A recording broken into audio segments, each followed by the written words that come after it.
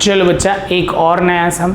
ये सम में इंफॉर्मेशन क्या दे के रखा हुआ है, तो यहाँ पे बोला गया है कि ये सम में आपका ग्राफ का पोजीशन कैसा बनेगा वो समझना है।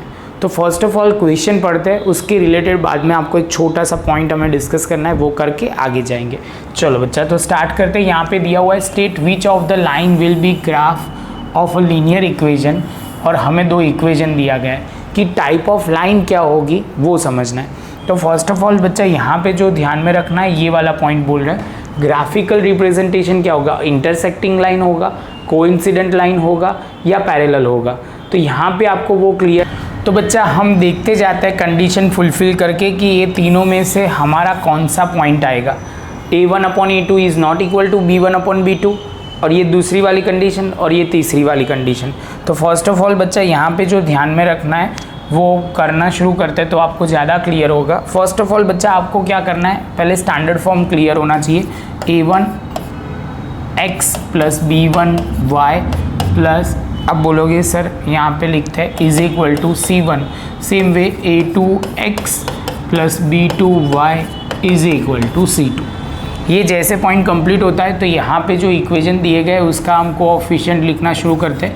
a1 है 1, a2 जो है वो आप बोलोगे 2, सेम वे b1 जो है 3, b2 जो है -3, सेम वे c1 जो है वो आप बोलोगे 12 और c2 जो है वो होगा 12। यहाँ तक क्लियर होना चाहिए। सेम वे ये पॉइंट कंप्लीट होता है, उसके बाद बच्चा हमें क्या करना है, तो आप बोलोगे सर सबसे पहले हम रेशियो ढूंढ लेते हैं। a1/a2 जो आएगा 1/2, यहाँ पे आप बोलोगे सर b1/b2 जो आ जाएगा 3, यहाँ पे आप बोलोगे सर 3 प्लस में और -3 तो आ जाएगा -1।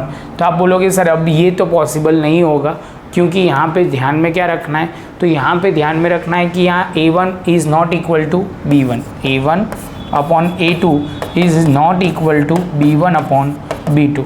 तो आप बोलोगे सर इसका मतलब ये हुआ हमारी पहली वाली कंडीशन अप्लाई होगी, इंटरसेक्टिंग लाइन होगी, क्योंकि हमारे में पहले में ही फुलफिल नहीं हो रहा है, a1/a2 is not equal to b1/b2, तो इंटरसेक्टिंग लाइन होगी। तो ये हमें क्लियर करना है। तो अब हम लिखेंगे इंटरसेक्टिंग लाइन आ जाएगी, graphical representation will be intersecting line.